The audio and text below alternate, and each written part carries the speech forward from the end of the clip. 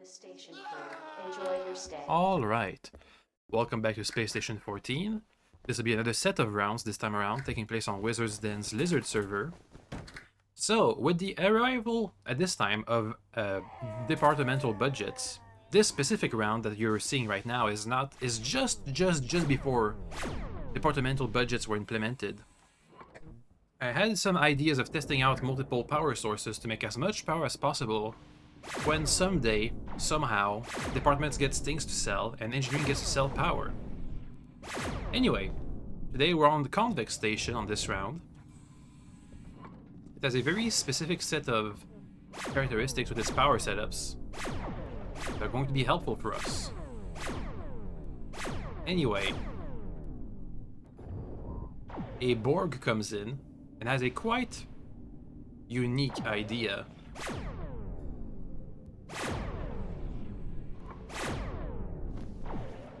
They ask us if we would be the first station to run a Tesla with the particle accelerator on and it didn't lose, aka break out and kill everything. Due to the fact that convex station has indoor emitters, as you can see the emitters, the pew pew lasers over there, they're indoors behind glass, quite far away.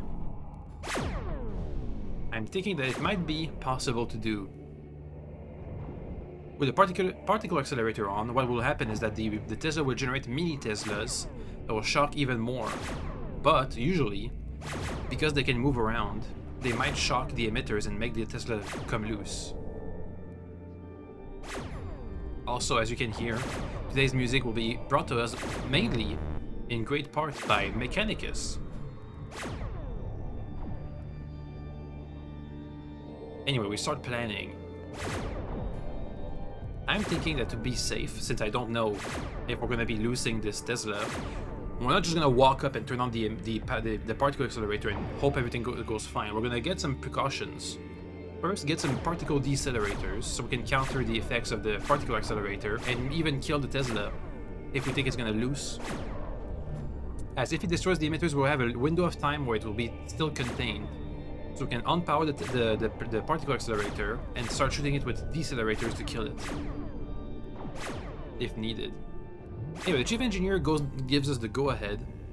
They don't even know what we're going to be doing, but that's helpful. It means we have the backing of the authorities. Anyway, there's two ways to get decelerators. Science can research them and make them, or Cargo can order them for 15,000 monies. Since this is before departmental budgets, we'll be asking Cargo directly to go and get the decelerators for us. Or I get the Borg to ask Science, but unfortunately the Borg won't be able to stay around for the discoveries, as it'll be getting emagged and doing a bunch of antagonistic things that have nothing to do with engineering, so they'll never come back again. How sad.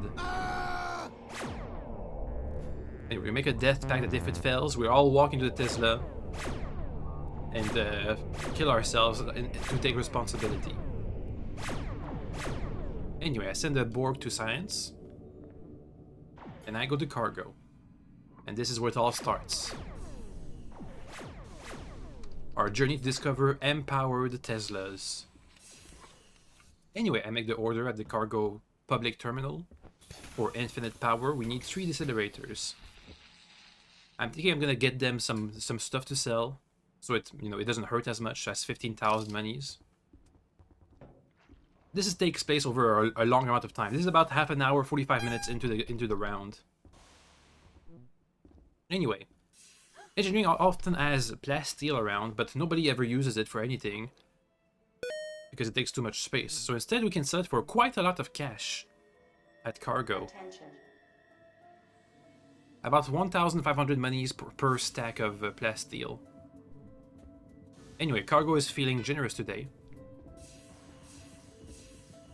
They have the money, and they'll grant it to us. No questions asked. The quartermaster themselves puts the order forward. Anyway, I spend the rest of the time just waiting around in the front of Cargo so they don't forget about it. Because this is like my whole round that I'm going to be spending with these decelerators. So I don't want for them to lose them and lose all that money. Anyway, much later, we have the box of the accelerators. As you can see, it's about an hour into the round. We drag the particle accelerator controller back into the room. Usually you take it out so that people can't turn on the particle accelerator and sabotage the Tesla and make it have mini balls. So we unbolt the door, which was bolted shut as a security measure.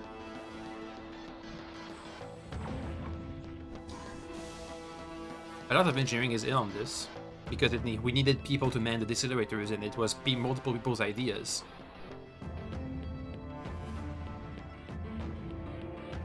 But it seems that the AI, the station AI, didn't get the memo. So it turns off the power and starts trying to hamper our efforts. Which is going to be a common issue in all of these rounds, but I'm going to be skipping the future ones. I'm going to be skipping the ones, you know, halfway through the videos. We won't be dealing with all the Borgs causing us trouble, which is a real issue, by the way. It's like really bad how much they have to, because of their laws, they can't just allow you to do things which have risks in them.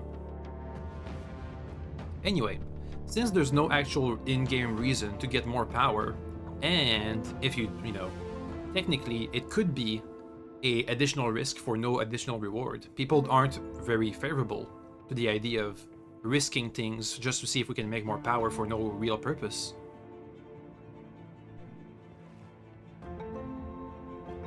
But I'm not gonna let that deter me.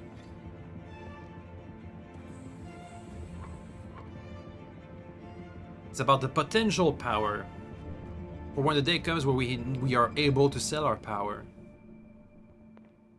We'll be able to get the most information. It also helps us, you know, figure out what, you know, makes the Tesla come loose and stuff. Anyway, the AI, as usual, is using Law 1, which is do not harm the crew, or by inaction allow crew to come to harm, which is a really tricky law, because not only is it the first law and it affects all other 3 laws, but the way it's worded is that the AI can't just let us have fun, it has to actively interfere. Even if the player wanted to let us go through with it, for roleplay reason they can't, unless I use some precautions, like I said, that I've taken all possible safety measures to make sure that the lives aren't threatened. And it's up to the AI to determine if I'm saying the truth and stuff. Saying the truth. So we turn it on. It'll come later. We'll talk about it. We'll talk about it more later. For now, let's focus on the experiment and the next aspect: public relations. Since turning the particle accelerator is often a very visible, very obvious sign, especially when the particle accelerator fires into the station, people always notice when you do it. And if they notice there's a Tesla, they do kind of panic, because basic, you know, 101 engineering says that you must not fire the particle accelerator on the Tesla, or it'll come loose. But thankfully we have the backing of the chief engineer. And it's not like it's news for them. It's an hour into the round, more or less. And we've been talking about this the entire time. Anyway, we get a message that the particle accelerator is firing to the bar. I think of an excuse to not stop the experiment right now. I say it's an illusion. It does nothing. Don't worry about it. A trick of the light. Anyway, more people are starting to notice that this is an issue. We have our first mini ball. This is when we have to pay attention to see if it's gonna shock any of the emitters. Another Borg joins into the fun, asking why the particle accelerator is on.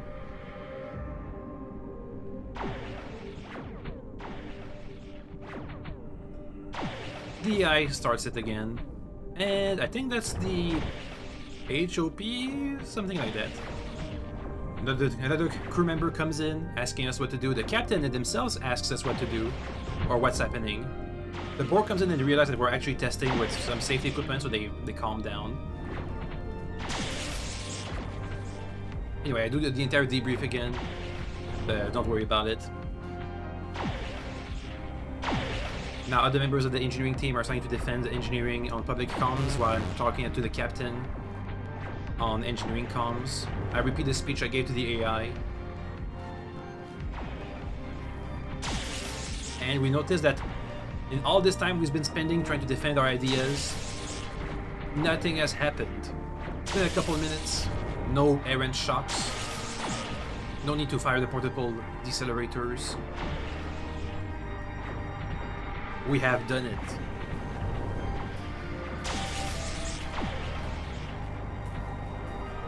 We do now more power than we used to, which might come in handy later on. It's also safer because now with the particle accelerator on, turning on the particle accelerator with this current setup is no longer a way to sabotage the Tesla. It's so safe it'll keep being contained. So that's one way the sabotage needs to be removed. Okay, when more people show up.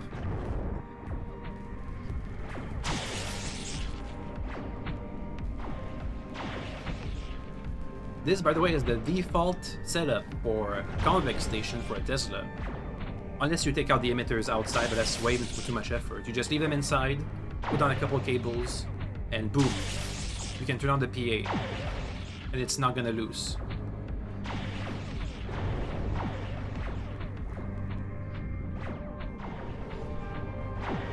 People are still stressed out, but now it's been a couple of minutes and nothing has happened. It's fine. But it's so fine at this point I want to turn on the PA to an even higher strength. I think we're producing triple the power because we have 3 things shocking instead of just 1. That's not exactly right, but we do produce a lot more power.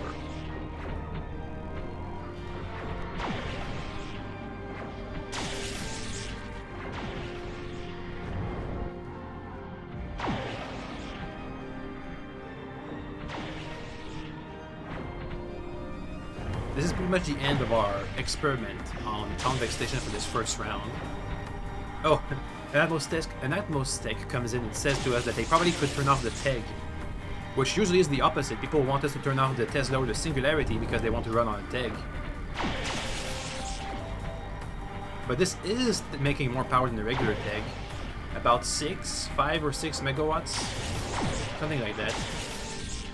At a certain point, once you get enough mini-balls, the actual chokehold for power is how many coils you have, not how much shocking there is going on. Oh yeah, and people are still talking about how the particle accelerator is still firing to the bar, which I don't actually... It might be actually harmful, I don't know at this point, I'm just saying things. Don't touch the illusion, because if you touch it, it's going to become real.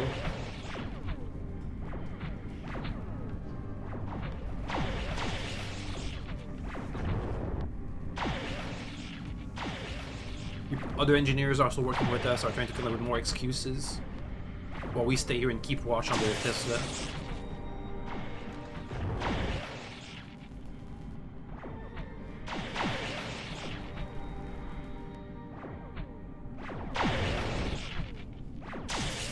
It is kind of pretty to look at.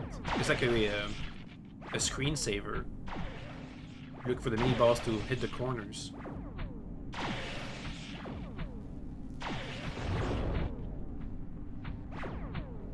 Anyway, do a little speech. Because now everybody looks silly for doubting us and thinking we're gonna be messing up from incompetence to competence.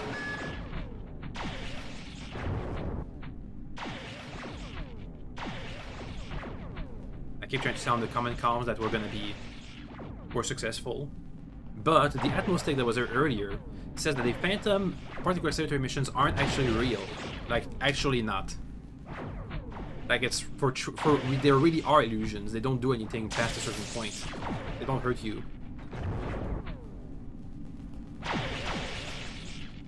I was making this up as I go, but actually it's real.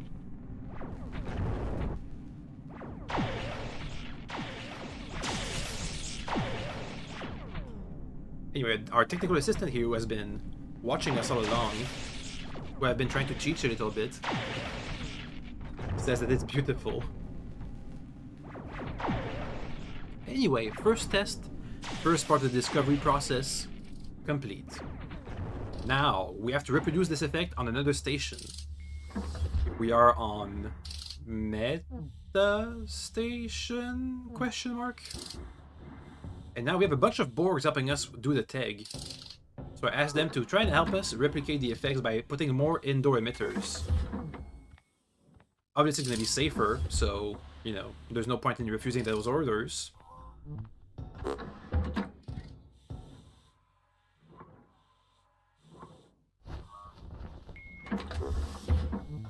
So I said them clearly and straightforwardly that it's going to protect the emitters and power up the Tesla with the particle accelerator. This will be important information for later on. Anyway, this time we turn it on again. I'm trying to convince the new chief engineer that they are gonna be fine with turning on the PA. But actually, they were part of our test on Convex Station, so they were there to witness how it was actually fine to have the particle accelerator on. So they're going to be playing along with us today on this round, on this shift. Some shifts C's just don't want to, alright? They just don't wanna, and I'm not going to, unless I'm an antagonist, I'm not going to be going against orders. And also because I'm going to be keeping an eye on it. It's fine, mostly.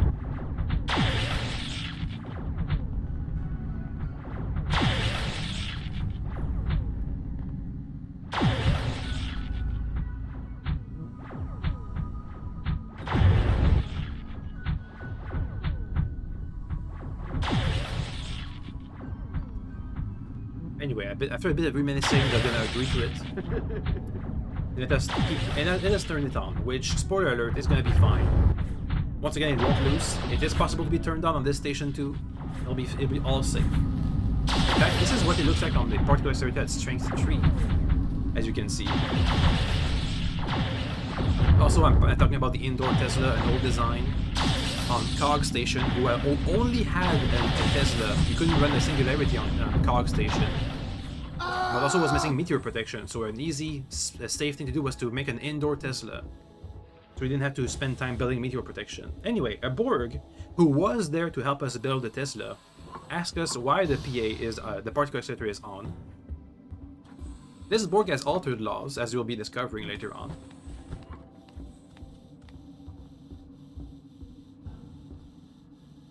Anyway, we now have to, once again, go into a design discussion with Borgs about what is and isn't safe or whatever designs.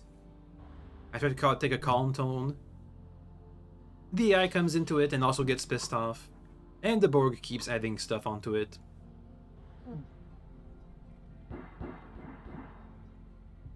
Anyway, I said that it's been on the entire time, which it has. And there's nothing damaged, which that's a half-lie. Some emitters in the back who weren't indoors did get shocked, but they were redundant anyway, so it doesn't matter. Anyway, here we have our order. This time, departmental budgets are implemented.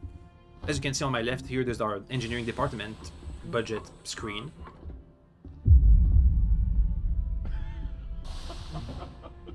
Anyway, we now have to argue with the AI and the Borg once again on another map, on another round, that our design is safe and blah blah blah blah blah. If there's gonna be a lot of blah blahs. I reminded the Borgs helped make the design and I didn't explain it in clear, plain terms.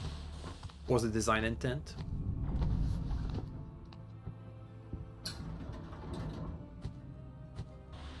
Also, for some reason, only the Borgs and the people who aren't engineers have an issue repeatedly across multiple rounds. I noticed that only people who aren't engineers or are Borgs have an issue with this. The other engineers don't have, apart if, you know, we have a boring CE who doesn't want to take risks, then maybe they also have an issue, but the other engineers are always up for, they're always game to help out or test out the designs. But not the Borgs and not the rest of their crew. A weird dynamic. Anyway, the Borg comes in and tries to sabotage our design. It's technically not power sabotage because the power is still being generated even if the Tesla is unpowered. But now we have to argue and try to convince the Borg that it's fine.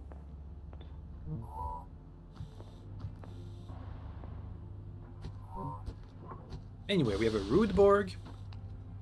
Thankfully, the chief engineer is here to witness the argument. At the Borgs for its law too, but it has altered laws. The crew requires the future and do wonders as they would have as you would have them done to you. So that's an easy argument. We have a new futuristic, more powerful Tesla design. Future, boom, easy. And the AI tries to humiliate me on the comms, but that's an easy one to counter because our design is going to be safe.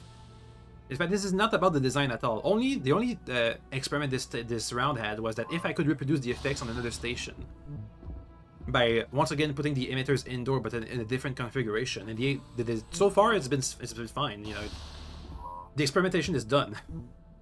What we are going to be seeing is how hard it is to go it through, even when the design is functioning as intended without any visible issues. People are still arguing and freaking out about it.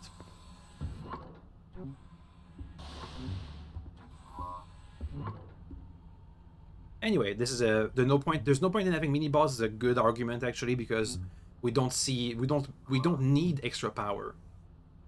But it is extra power still. Not because you don't need it that you're not gonna, you know, make it.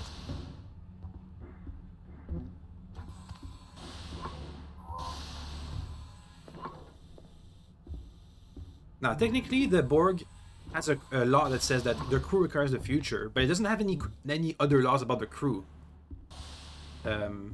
Obviously, unfortunately for us, for the Borg actually, they did make an announcement earlier in the round that they were gonna they're gonna operate as if the crew required the future, and they had a law that said that they had to care about the crew. But if you pay attention to their laws, they don't have any crew laws. They only have do unto others as you would have to you, and the crew requires the future, which means technically they basically have free will, but they aren't role playing like this, and neither am I.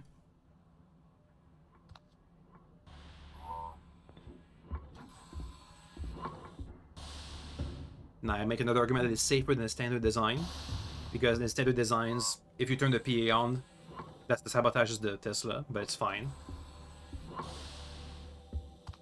Anyway, now the Borg has a roadblock.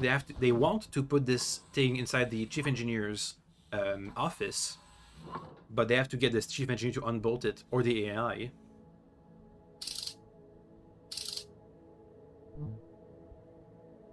So I make an appeal to them to back me up. I mean, they've seen the design, they already know it's safe. But they do not know if it does make power. But they actually do. Usually a Tesla does about 1 to 2 megawatts. I say we did 10 megawatts. That might or might not be true. I probably saw it on our multi-tool on the HV wire. But that also took into account the TEG and solars and other stuff. But it does do a lot more power. Like, a lot more. The chief engineers does have my mentality, but a Grey Tider virus hits. And it hits engineering, as you'll see in a moment. Soon. Boom! Engineering gets hit by the Tider virus, which means that all the solar airlocks are open, which means there's a bunch of spacing all over the place. Anyway, the chief engineer has to go and deal with that.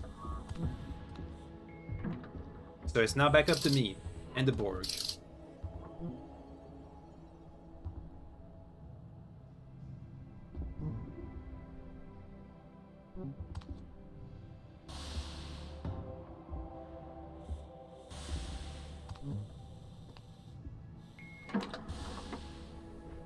So I try to make an argument on the risks, because that seems to be what they're concerned about.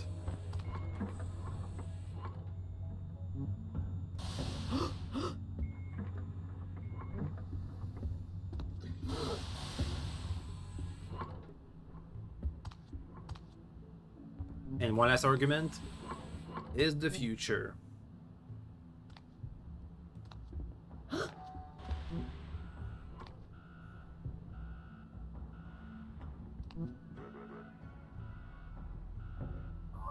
So they bet and said that if it loses, they'll kill me, which I think they're allowed to do.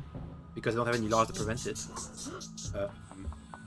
But it means that I now get to put it back. Spoiler, it won't lose. However, as soon as I put it back, I realized that there's some atmospheric issues because atmospherics didn't have enough air to survive one tidal virus hit. People are asking why is everything eventing, but I don't have time to explain that it's because the tidal virus hit solar and everything. Anyway, as I put this back on, I'll be going to atmospherics to fix the issues because the distro wasn't set up correctly and the tag wasn't good and whatever. And EVA1, which was the Borg I directly ordered to help with the Tesla containment making, also comes in and asks us what the PA is on. People are starting to notice that this is going to get hilarious. How many times I'm gonna have to argue with Borgs and the AI about our design. Once again, we get called idiots, but that's fine. They don't know. And they've disabled it again, so we have to go again. So I stopped fixing distro and I have to go back to my Tesla setup. The other engineers who were there for the first round of arguments with the Borgs are starting to chip in about how it's gonna have to go again. Anyway, so I do a recap of all the arguments we had earlier. It's been on the entire time, which this time it's about like 45 minutes to the shift. It's fine. It's part of the design. It's safe. Don't worry about it. No crew harm here. I don't actually know that this specific Borg's laws. It won't come up anyway. Anyway, if this has been, if the AI is in the two instances actually, whether the players wanted to or not. Just in this instance, the players didn't want it to, for the PA experiment to be, the Tesla experiment to be going ahead. But even if they wanted to, they would have, because of their laws, how they're written, they would have roleplay limitations on allowing crew harm or potential crew harm or inaction causing crew harm or whatever. They would have roleplay issues around their laws, which is why I think the default laws are a bit flawed, especially on the inaction part of the law, because also it influences all other laws. It influences law 2, which is obey orders, and it influences law 3, which is survive. Anyway, I have to write a permit for myself so we can clear this up, because I'm tired of arguing with the Borgs. One proposal I'm trying to make out is trying to rewrite the first law of Borgs to be simply the Borgs, or law 1, you may not harm crew, and end of the statement. So that Borgs don't have to like proactively seek out potential harms and actively have to take part in preventing it or stopping it. If, for example, somebody gets attacked by somebody else, they can just, if they feel like it, they can just stand there and watch. Or if you're in the zombie round and there's zombies on one side and crew on the other side and there's electrified fences, you're not law-bound to take down the fences because people are going to get shocked. You can just, do nothing. As long as you're not the one who put up the fences, it's fine. For example. Or for example, in this setup, you're not the one who set up the Tesla as the AI. So if you do nothing and it loses, then you didn't break your laws, which is a really big thing because breaking your laws is a server rule thing. Anyway, that's neither here nor there. We get a permit because Atmos sucks. We get to get a big Tesla, easy peasy. Now, we are trying to simplify the design. Instead of having to move emitters indoors, I just encased them in glass this time around. With a specific setup. Once again, we're powering up the Tesla. The captain is here. They're more engineering literate than the average captain, so they try to ask me how the design works.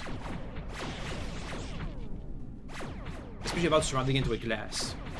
This time I didn't want to move the emitters indoors because that's encasing the emitters in glass is way less time and effort, and permits more redundancy than having to move the emitters indoors.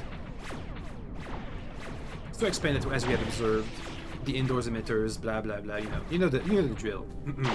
Anyway, once again, the experiment is a success. The encased in glass emitters are not targeted by the Tesla, and I for sure know that being encased in glass has something to do with it, because in the last experiment, the only pair of emitters that were left outdoors did get shocked by the mini balls. So that was the defining characteristic. That was what changed from being shocked to being not shocked, was the layer of glass.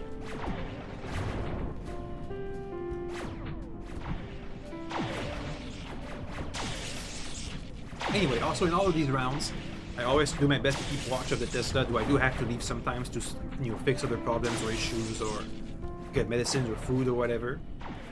But I always do my best to keep watch of the Tesla. Also, encasing in glass is even safer than putting them indoors because now nobody can interact with these emitters. They can't be turned off by anybody. Only the wire sniffing could be able to turn them off. It can be shocked, so turning the PA on, turning the particle accelerator on won't be able to sluice. You won't be able to turn them off, but you could break the glass, which is not that hard. It's not an hard task, but it's going to be a very visible thing. Here I mentioned the 1% tag, which is a guard tag with a 1% mix, which does more than enough power still for the station, whilst tripling the lifespan of the tag, which is that's just a reference from another time. I'm trying to do what I call the guard tag of Teslas, which is a simple, universal design that does plenty of powers and is easy to set up for everybody. In this case, just encase the emitters in glass and do a small particle, a small field. So I take a break, go and get healed from all the emitter shots I got hit touched by. I ask the TA to come and take over. I come back and watch for damage when I notice that suddenly the emitters lose power. And a bunch of Borgs, once again, a bunch of Borgs come in trying to sabotage our design, but this time they're much more active. Turns out they're all going to be EMAG'd, so they're all evil. They had the orders to sabotage the power, which they took as loosing, which was not the intention of the person who gave the order. But, anyway, people start blaming us engineering for the loose because they knew that we were doing an empowered Tesla. The AI made fun of us, people made fun of us, but the captain comes in and recognizes that we did get beat up, like to death, in pools of blood, and there's cut wires. So that's lucky. He brings us back on evac to get healed, and personally takes care of us to get us back up. So I do what I usually do, which is, oh my god, I died to a vague threat. Oh no, Borgs! I just say Borgs out loud. No specifics, no names, no colors, no type, no nothing. No numbers. Don't be too specific, especially because I died. That would be kind of trash. Just say the Borgs. Oh my god, oh... And then I realize I'm alive.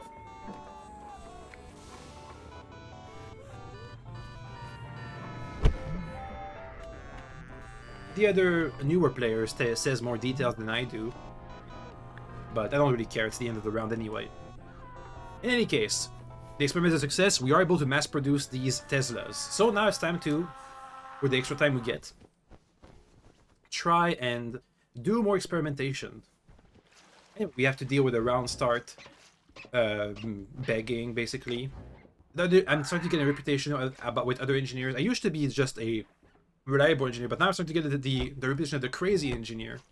So somebody asked me how do you make a particle accelerator tree singularity? And the answer is quite easy. It's very easy actually. I'm gonna say it in comms, but basically just put it on tree. That easy. Just do it. Just put it on tree. It was always safe. Well, it used to be, I never played during that time, but it used to be apparently in the olden days that putting the Tesla on tree, the singularity on tree would make it loose. But no, actually, not anymore anyway. I've never had a singularity go loose because it was on tree. It will, however, 100% lose if you put it on 4. More on 4 later. 4 strength. Anyway, once again, we do the design. We take a bit more care to make it look more pretty, and we try and see what kind of tests we can run this time around. I said I have a test that I want to finalize my Guard Tesla idea, which is to have a singular-sized field. So you just don't change, you just put glass on the emitters. And, you know, coils and guarding rods and anything, but you don't have to change the emitter's location, you don't have to change the field size. Just put glass on the emitters and call it a day. Spoiler alert, the size of the field is exponentially more, the Tesla is exponentially more dangerous the bigger the field is. So while a 1x1 here is the safest possible, a 7x7 is gonna shock your emitters and lose. I did the experiment. I'm not gonna be running it because nothing else happened, but it will lose eventually. We'll just shock emitters, destroy them, that kind of stuff. Even if you don't turn on the PA, just with the PA off, it'll still shock the emitters, even in case of glass, and even in anything. Anyway, it does mean, however, that we're going to be trying other ideas as people start, because pretty much the entire engineering team is here. They 5 out of 6 engineers, none at most techs, and the C isn't here. I'm not sure that we even have a C, a chief engineer. As you can see here, somebody welds the coils. You have to weld them as they get shocked, they get damaged. You have to weld them so they don't break, which is something that can happen. In fact, with the Empowered Tesla, you have to weld much more often. In fact, way more often than a normal Tesla.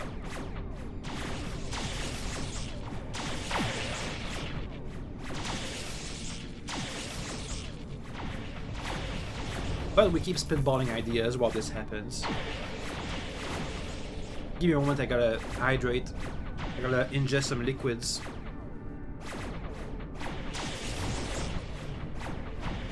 To maintain my silky smooth voice. I don't know, how would you describe my voice? My angel-like voice? I don't know. Anyway, my idea of trying the big field won't be accepted, so we'll be trying to spitball other ideas. Since we have departmental budgets, we can try and use our budget to buy things to test out, for example. Test out how much power that is. About 6 megawatts. Which sounds about right. So it seems like about every coil is 1 megawatt when it gets shocked. So if you have a single Tesla that's shocking 2 or 3 coils every 10 seconds or something like that, it averages at 1 megawatt. Something like that. Something like that. Basically. I say we run 2 Tesla, an indoor Tesla, and an exterior Tesla, with another particle accelerator. But the idea of having another particle accelerator means that how about we make 4 particle accelerators around it? And I agree. The other engineers, I agree. TA asked us to teach, so I'll be teaching them. I'll be skipping that part, you know, teaching the basic stuff. We'll be skipping that while the others started setting up. Having more particle accelerators mean that we have to do some major changes to the containment field. The majority of the crew will be doing a right side extension to the field. That is, people come in to visit and see our experiments with the second particle accelerator. I, on the other hand, have to go on the western side, which just coincidentally just so happens to be where Atmos has his burn chamber for the tag, I think. So I have to assemble a PA here. These we got from ordering with our departmental budget and having a science flat pack them, which is very expensive. It's like 50 glass and 100 steel to flat pack. If you were to assemble them by hand, you'd have to have 5 steel for the machine frame, 1 low voltage wire, and most of them use glass and steel. 5 glass, 5 steel to finish the process, which is quite expensive, but not impossible to do. Engineering notoriously has material vaults with these kinds of materials inside of them, so it's definitely possible to do. Anyway, in the meanwhile, we also have other people asking us to do the regular engineering tasks, And we have one or two engineers doing the regular tasks while we have the rest of the team working on the Tesla stuff. The Tesla crazies. Anyway, I have to make sure to avoid the flames because even though my suit is space-proof, it's not 100% fireproof. The technical assistant that I teached has been helping out with the mundane tasks, which I think is good training, while we do the advanced stuff. Anyway, we have to figure out what was wrong with this particle accelerator. Basically, one piece is switch. Actually, two pieces are turned around, basically. So I just switch them. That's another piece. And there's one missing. The upper bit. I don't know the actual name of the pieces. There's like the fuel chamber, the emitters, the end cap, the controller, whatever that bit is over there. Anyway, we got a second particle accelerator firing on the Tesla. But it's not wired. It needs a medium voltage wire to fire, like an emitter, to be connected to the fuel chamber, I think. And low voltage wire for the controller, the console. I don't think there's any needs for high voltage wires, but they're there too. Anyway, I'll be going and wiring it up, and it'll be firing. Though I won't be going. I won't be coming back here. It's too long of a way. Anyway, we try and explain that we're going to be making the apotheosis of Teslas. One with 4 particle accelerators firing on it to have a gajillion, bajillion mini balls.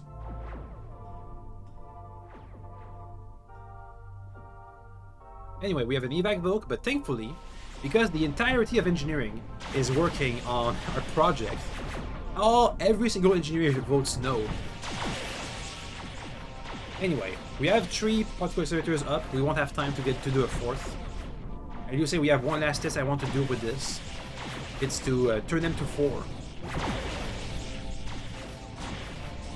As you can see, there's many more mini balls shocking currently the Tesla.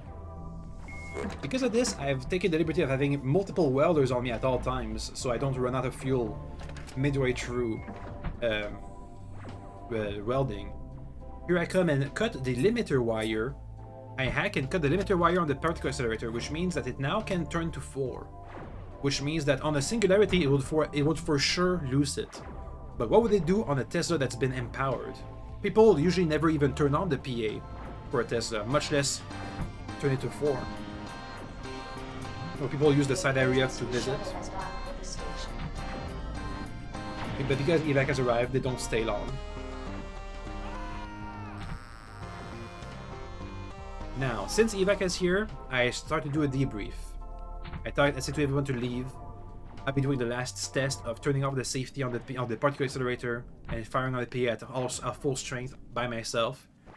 Because I'm thinking that because it for sure 100% of the time will lose a Tesla, not a singularity, I'm thinking that it might lose the Tesla.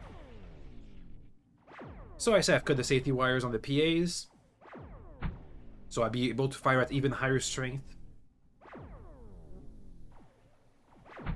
The officially unsafe strength. One of the other engineers says they're going to stay with us to see what happens. The captain says that we're going to be losing on purpose, but that doesn't matter. They're going to evac anyway, and I am waiting for evac to leave.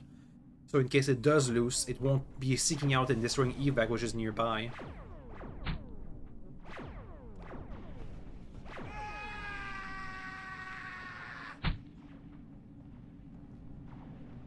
So I explained to the captain that I'm not sure if it's going to hold. If our bill is going to be good enough for this. And at most and another engineer will be staying with us for this last test.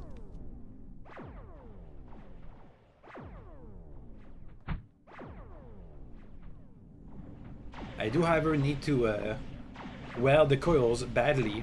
They're about to break-ish. They're a bit before breaking. The captain asked us to stop shooting evac, but we already have the illusion excuse. It's an illusion, it's fine. It doesn't hurt anybody. It doesn't actually hurt mechanically anybody. It just looks spooky, but that's fine.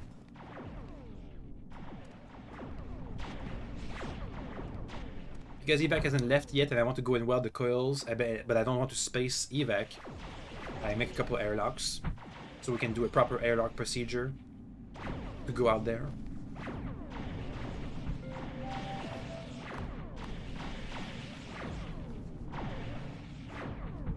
Use one of my many depleted, it seems, welders to weld shut these doors and unweld that front door.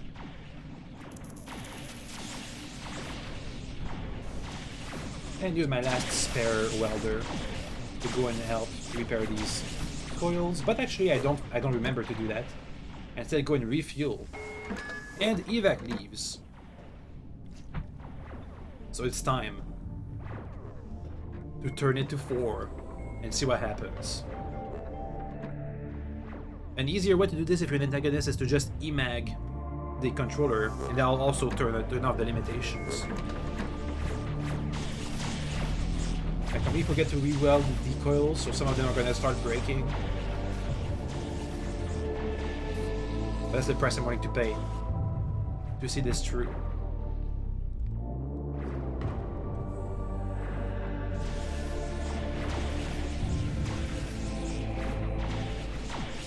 So we now have 3 PAs firing, 2 of which are at strength 4. This is going to be the peak of my experiments. This is the most potentially powerful Tesla that we ever have. We've lost about 2 coils. As you can see, all 6 of these 1, 2, 3, 4, 5, 6, 7. Possibly these coils are pretty much constantly electrified and charged. We're still doing only 6 megawatts. That doesn't seem right. The tag is not up because the Atmos tech still can't do the tags during this time. Doesn't matter, we have the Super Tesla to help. Let's just sit and enjoy, because it'll never get better than this.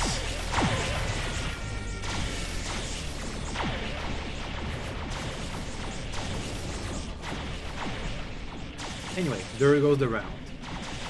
However, as all builds have, they do have downside and limitations. Just as the guard tag uses lots of fuel and has somewhat limited potential power, so that this in-powered Tesla, Super Tesla design had its limitations and issues. First of all, it is extra effort. All right, I won't lie, it is extra effort to do a regular Tesla build and add some windows over the emitters. However, it is like way safer. Second of all, it does produce more power, but you don't need more power, so that extra effort is kind of wasted. Third, and this is the one that's going to be coming into play here, we have new keys being confirmed. I leave. I don't weld the rods, the coils. As you can see, I leave. Where the new keys have been sighted. We're kind of getting busy, trying to rescue some of the survivors. Big shootouts inside. I don't want the new keys to escape through the front door and people to stop running in suicidally to kill themselves. So I just seal off the front doors.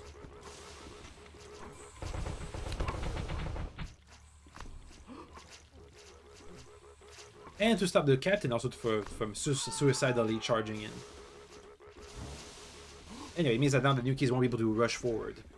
However, the CE just arrives on station. I see over here that we have the HOS's locker, which, crucially for us, has the security fab unlocked, or the security fab chip that we can fabricate, so we can have a security fab and make some weapons out of it. The chief engineer comes to see our setup. It's the same one that saw before our Empower Tesla setup, so he's not unfamiliar with them. But because I didn't take the time to weld the coils, when he gets there, he's gonna see a lot of damaged things. As soon as the coils stop getting shocked, and the rods start getting shocked, because there's less rods than coils, they're gonna take more damage quickly here. And same goes for the emitters when they get shocked. Because there's less things to shock, they'll take more damage faster. So the Tesla loses, because we didn't take the time to weld it. Another weak point, a really crucial weak point. It takes somebody's attention away. They have to stay there and maintain it or it's gonna lose. And it's gonna be losing much harder than a regular Tesla lose, because it's gonna be fully empowered from the get-go. Anyway, it means now we have a limited time to make the security fabricator work. We have plenty of basic materials here. But we need to get everything crafted before power cuts, as the Tesla goes around destroying electrical equipment. So I see what's needed. Some basic stuff, beakers, matter bins, manipulators, classic stuff you need to build something. The emergency As you can shuttle see over has been here, called. cargo has plenty of materials for some reason. After departmental budgets, I don't know how or why cargo had so many materials. If science gonna be ordering their old materials and engineers gonna be ordering their old materials, how is cargo getting all of these materials? Anyway.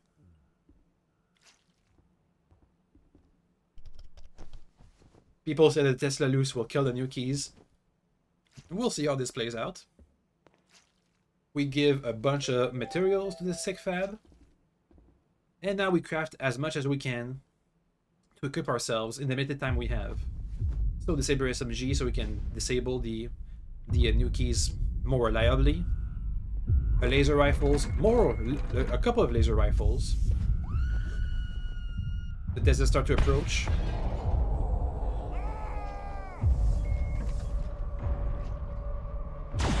Power is not cut yet. This guy I say is kind of dead because he doesn't have any insulated gloves, so you know, limited amount of time to survive. I do a quick and dirty, somewhat powerful setup, a shield, a one-handed gun, and a two-handed gun for when we don't need separate contact.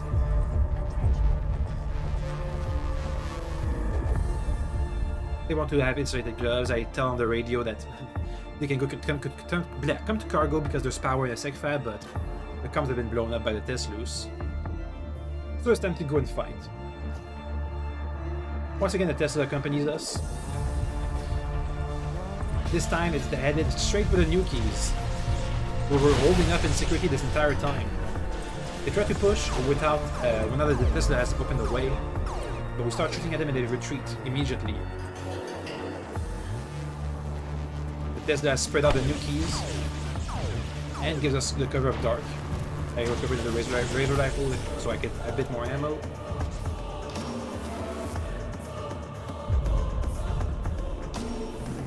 I shoot the new key a couple times.